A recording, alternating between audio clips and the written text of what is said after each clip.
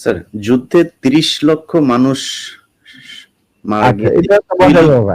নারী সম্ভ্রম হারিয়েছিল। পাকিস্তানি মিলিটারিরা এই সকল নয়, শোনো, এই ৩০ লক্ষ কথাটা জন্ম নিল কেমনে সেটার ইতিহাস বোধ আবার বই বেঁধে দেখাতে।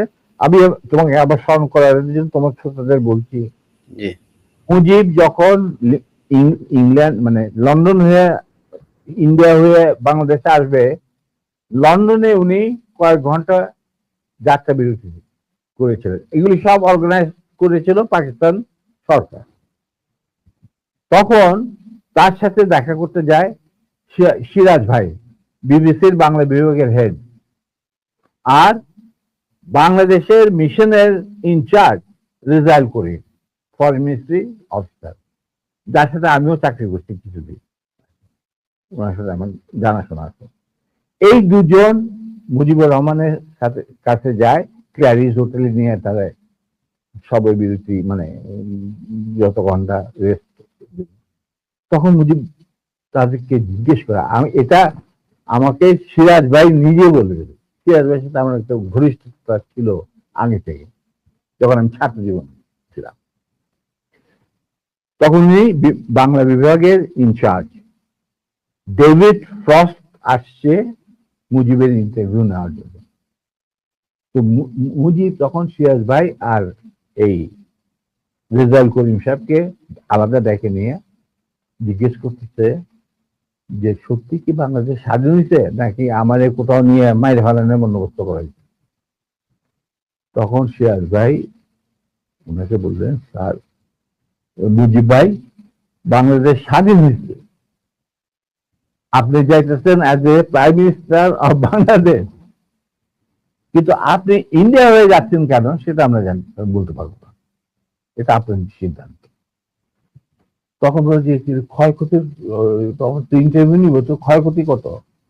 তো যে সবকিছু মিলে প্রায় ৩ লক্ষর মতো। ৩ লক্ষ, এখন ৩ লক্ষরে তারপরে সিরাজ ভাই যে পরে আমাকে বলছেন যে আমি কোনোদিন ভাবতে পারি না যে মুজিব ইংরাজিতে ডেভিড ফ্রস্টের সাথে কথা বলবে। আমি বলছি যে উনি বাংলাতে কথা বলবেন। ডেভিড ফ্রস্ট পরে তর্জমা করে নেবে।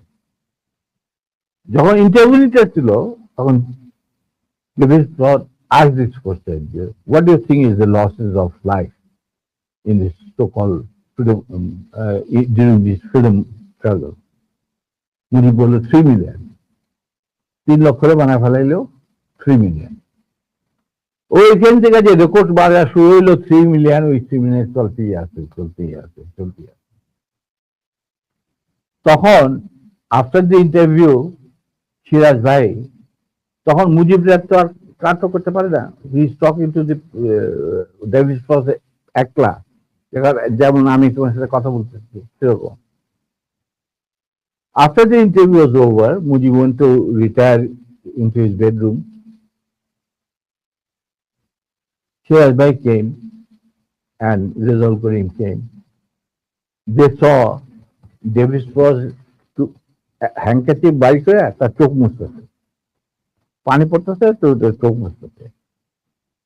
তোরা মনে করলেন যে মুজিব ভাই এমন ইমোশনাল কথা বলছেন যার জন্য ডেভিড ফ্রস্ট আর তার অশ্রু বিসর্জন শুরু হয়ে গেল এবং অশ্রু দ্বারা বন্ধ করতে পারছেন। তখন তারা বলল, David, why you are so emotional? We have hardly seen you too much emotional and never saw eyes rolling down your water rolling down your eyes. ব্যাপার কি? তখন ডেভিড ফ্রস্ট বলল, মুজিবের ইন্টারভিউতে আমি কানতাছি না, the way he was rogering my mother tongue, আমি উল্টের জন্য আমার চোখ দিয়ে পানি পড়ছে। মানে ইংরাজি ভাষাটাকে তিনি এত বিকৃত ভাবে বলছেন যার জন্য আমার চোখ দিয়ে পানি পড়তে বাধ্য হইল। এখানে আজকে মতো থাক, আমার একটা কাজ আছে, আমাকে একখানে আবার যেতে হবে। আমি তো বান্ধবে ঘুরে বেড়াই। স্যার 2 মিনিট সময় নেব।